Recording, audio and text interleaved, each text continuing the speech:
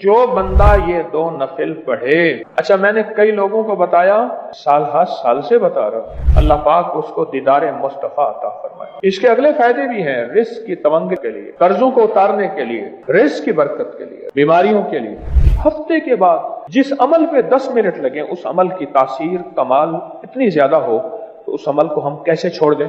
بہت کمال چیز ہے، اس کو زندگی کا معمول بنا لیں۔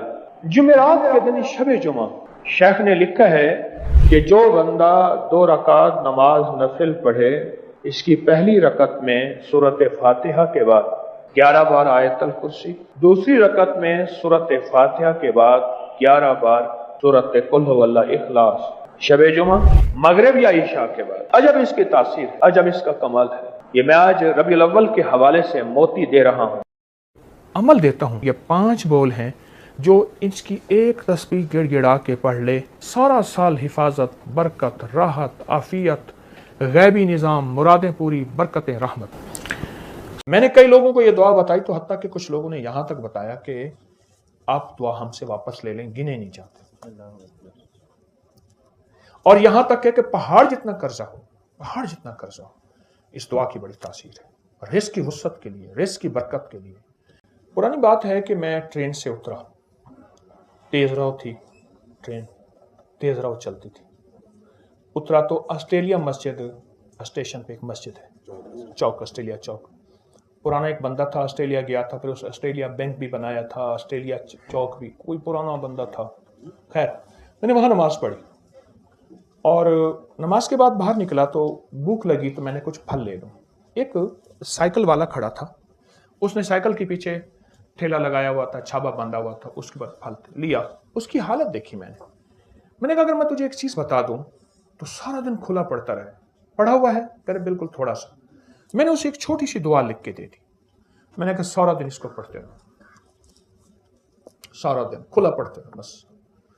اسے سمجھائے، اس کے فائدے بتائے، اس کے نتائج، اس کی برکات، اس کے کمالات، تھوڑا سا اس کو میں نے وقت دیا۔ کیوں؟ ایک درویش فرماتے ہیں کہ انسان کی حالت بھی ایسے ہے کہ بکری کو ڈنڈا دکھاؤ بھاگ جائے گی، گھاس دکھاؤ آ جائے گی، انسان کو نفع دکھاؤ، نفع دکھاؤ تو پھر انسان کرتا ہے۔ میں نے وہ دعا تھوڑی سی مختصر سی ہے، مسنون دعا ہے، وہ بتا دی۔ اچھا اس کے اندر سچی طلب تھی، وہ اصل میں ہوتا سچی طلب اور یقین پہ ہے۔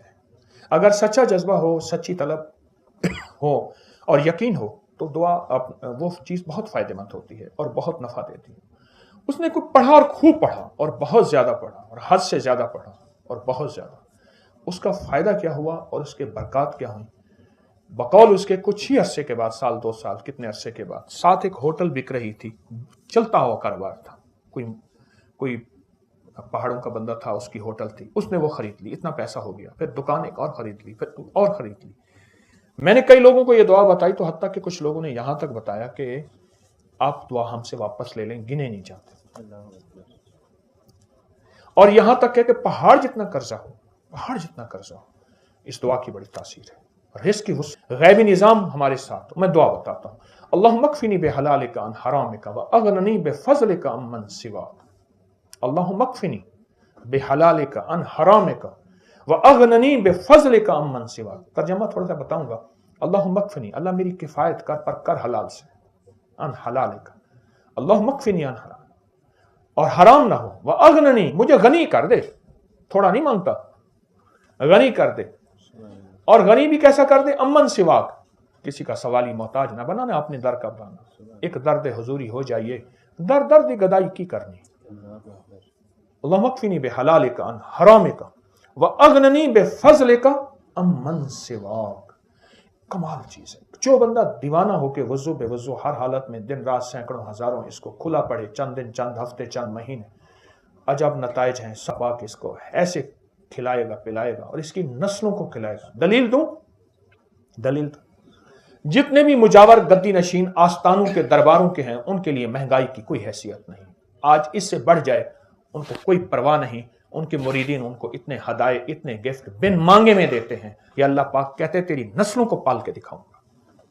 ان کے بڑے یہی وظائف، یہی تسبیحاں، یہی وظیفے کر کر کے گئے تھے، ان کے بڑے، آج ان کی نسلوں، ان کے درباروں، ان کے خلیفوں، ان کے مجاوروں، ان کی نسلوں کو اللہ پاک ایسے بیٹھے کھلا رہا ہے۔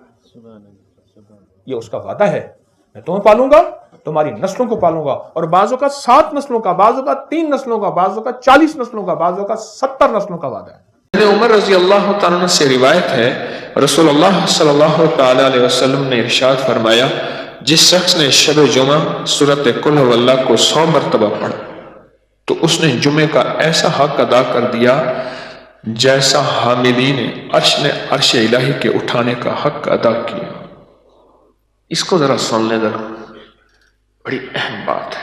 حاملین عرش، حاملین عرش، حاملین عرش، حاملین عرش، جتنے بھی فرشتے ہیں نا کائنات میں، ہمارے گمان خیال تصور میں نہیں ہے کہ کائنات میں کتنے فرشتے ہیں، ہمارے سوچوں میں نہیں ہے کہ کائنات میں کتنے فرشتے ہیں، ہمارے تصور میں نہیں ہے کہ کائنات میں کتنے فرشتے ہیں۔ ان ساری فرشتوں کے جو فرشتے ہوتے ہیں نا، سب کے سردار تو جبریل ہیں، ان سارے فرشتوں سے جو آخری اور اعلیٰ فرشتے ہوتے ہیں وہ فرشتے ہیں حاملین عرش، جنہوں نے اللہ کے عرش کو اٹھایا ہوا ہے، اور وہ اللہ کے بہت قریب، وہ اللہ کے جلووں کے قریب، وہ اللہ کی عظمتوں کے قریب، وہ اللہ کے نور کے قریب، وہ اللہ کی طاقت اور وجاہت اور کمال کے بہت قریب ہے۔ کون سے فرشتے؟ حاملین عرش، حاملین عرش۔ اب جس بندے کو حاملین عرش جان لیں، غور سے سنیے گا، میں علماء کی کتابوں سے عرض کر رہا ہوں، جس بندے کو حاملین عرش پہچان لیں یا جان لیں، قیامت کے دن وہ بندہ نہ رل سکتا ہے، نہ گم ہو سکتا ہے، نہ بچھڑ سکتا ہے، نہ ویران ہو سکتا ہے، اور دنیا میں بھی اس بندے کو اللہ جل شانہ آخرت اور دنیا کی خیریں عطا فرمائیں گے۔ خیریں، وہ خیریں اسے غربت میں ملے، وہ تنگ دستی میں ملے یا دولت میں مل جائے، وہ ہر چیز پہ قادر ہے اللہ۔ بڑا کمال عمل ہے، میں نے تو اس کے عمل سے بڑے بڑے لوگوں کو غنی ہوتے تھے۔ ہمارے ایک ساتھی ہیں، ان کے ہاں میرا جانا ہوتا تھا، مجھے یاد ہے اتنا پتیلا ہوتا تھا، ایک ڈرم ہوتی تھی، ایک چھلنی ہوتی تھی، ایک بوتلیں ہوتی تھیں، اور وہ فل کی جاتی تھی، بھری جاتی تھی، اور وہ اس کے اوپر خوبصورت لیبل لگتا تھا۔ میں نے وہ دیکھا اور میرا 100% وجدان کہتا ہے، 100% وجدان کہ انہوں نے یہ عمل کیا۔ پھر ایک وقت تھا ان کی 3 منزلہ فیکٹری کی میں دعا کر رہا، بہت بڑی فیکٹری، اور اس میں چہل پہل۔ یہ عمل ہے بڑا طاقتور شب جمعہ کا۔ شب جمعہ میں گڑ گڑا کے 70 بار سورۃ فاتحہ پڑھ لیں، اگلے دن 60 دفعہ، پھر اگلے دن 50، پھر اگلے دن 40، پھر اگلے دن 30 بار، پھر اگلے دن 20 بار، پھر اگلے دن 10 بار۔ کمال ہے۔ میں نے تو بڑے بڑے لوگوں کو اس عمل سے تونگر ہوتے دیکھا، تونگر۔ مجھے ایک صاحب کہنے لگے، میں نے آپ کو پہلے بھی یہ بتایا کہ یہ جو نوافل ہیں، جس کے بارے میں نے آپ کو کہا کہ جو یہ نفل پڑھے اور وہ کہے کہ میں بازی ہار گیا ہوں، میں کیسے مانوں؟ وہ کہے کہ میں بازی ہار گیا ہوں، میں کیسے مانوں؟ مجھے کہنے لگا کہ آپ سے سنا تھا اور اس کے بعد میں نے فیصلہ کیا کوئی شب جمعہ ایسی نہیں ہوگی جس میں اس کو پڑھنا نہیں چھوڑوں گا۔ اور کہنے لگے میں نے اس کو پڑھنا نہ چھوڑا، پڑھنا نہ چھوڑا۔ کہا میں نے خواب دیکھا، خواب دیکھا، اللہ اکبر۔ کہا کہ حضرت صدیق اکبر، فاروق اعظم، عثمان غنی ہیں اور حضرت امام حسن ہیں، یہ 4 ہستی ہیں، اور ان کے پیچھے مجمع ہے جو محسوس ہو رہا ہے، بڑے بڑے صحابہ ہیں، اہل البیت ہیں، یا تبع تابعین اولیاء، بڑی ہستی ہیں۔ بس یہ مجھے کہنے لگے یہ 4 ہستیاں محسوس ہوئیں۔ تو کہا ہر ہستی نے مجھ سے ہاتھ ملایا اور میں نے ان کا ہاتھ چوما، اور ہاتھ چومتے ہوئے ہر ہستی نے مجھے ایک بشارت دی، اور میں نے ان سے پوچھا آپ نے یہ مجھے بشارت کس لیے دی؟ فرمایا تو شب جمعہ میں 2 نفل نہیں پڑھتا، وہ آیت الکرسی اور اخلاص والے، وہ سب تک پہنچتے ہیں، وہ ہمارے پاس بھی پہنچتے ہیں، اور ہمارے پاس جو پہنچتے ہیں وہ بہت ڈھیر پھولوں کا ہوتا ہے، خوشبوؤں کا ہوتا ہے۔ کہا کہ پھر انہوں نے ایسے اشارہ کیا، دیکھا تو پھولوں کا ایک پہاڑ تھا، پھولوں کا کیا تھا؟ پہاڑ تھا، اور اس پہاڑ کے ساتھ خوشبو تھی، اور کہا یہ پہنچتے ہیں، یہ چیز پہنچتی ہے۔ میں نے آج تک اس بندے کی ضرورتوں کو ڈوبتے نہیں دیکھا، ابھرتے دیکھا ہے۔ میں نے آج تک اس بندے کی ضرورتوں کو پورا ہوتے دیکھا ہے۔ اس بندے کو شان ملی ہے، شوکت ملی ہے، عزت ملی ہے، وقار ملا ہے، ضرورتیں پوری ہوئی ہیں۔ یہ میری ترتیب نہیں ہے، میں نے کوئی نئی ایجاد کی ہے، یہ صدیوں سے ہمارے بڑوں کے یہ عمل ہیں، صدیوں سے ہمارے اکابر کی یہ عمل ہیں، اور صدیوں سے ہمارے بڑوں کی یہ ترتیب ہے، صدیوں سے۔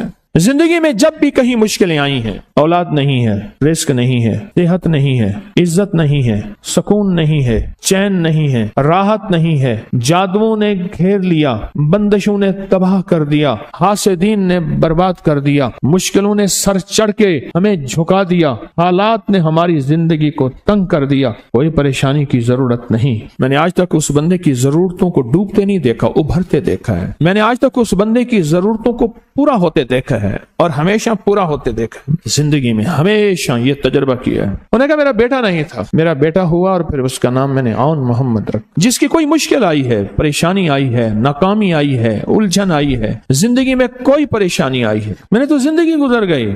میرے آقا کے گھرانے کو جس نے بھی ہدیہ کیا اعمال کا پیسوں کا صدقہ دیا، کسی غریب کی خدمت کی، کسی غریب کو کپڑے دیے، سوٹ دیے، لباس دیا، کسی غریب کی ضرورت کوئی پوری کی، اور وہ اس کا ثواب ان ہستیوں کو ہدیہ کیا، حضور کے گھرانے کو، لباس کی شکل میں، کھانے کی شکل میں، پیاسے کو پانی کی شکل میں، اور نیکی اور اعمال کی شکل میں، عبادت اور تسبیح کی شکل میں ان کو ہستیوں کو ہدیہ کیا۔ 2 تسبیح شام سورۃ اخلاص کی آپ پڑھیں اور پڑھ کے ان ہستیوں کو ہدیہ کریں، ہستیوں کو ہدیہ کریں، حضور کے گھرانے کو ہدیہ کریں، اور حضور کے گھرانے میں حضور کی بیویاں، حضور کی بیٹیاں، حضور کے بیٹے، حضور کے داماد، حضور کے نواسے اور نواسیاں، یہ حسن اور حسین جس کو حسنین کریمین کہتے ہیں، یہ حضور کے نواسے ہیں، یہ حضور کا گھرانہ ہے، ان کو ہدیہ کریں، اپنے مسائل کو حل ہوتا دیکھیں، اپنی مشکلات کو حل ہوتا دیکھیں، اپنی ناکامیوں کو ختم ہوتا دیکھیں۔ سال سے یہ عمل بتا رہا ہوں، سال سے یہ عمل بتا رہا ہوں۔ میں نے تو جس کو دیا ہے زندگی میں اس کو کامیابی ملی ہے، میں نے تو جس کو دیا ہے وہ زندگی میں ناکام نہیں ہوا۔ اس ویڈیو کو لائک اور شیئر کریں۔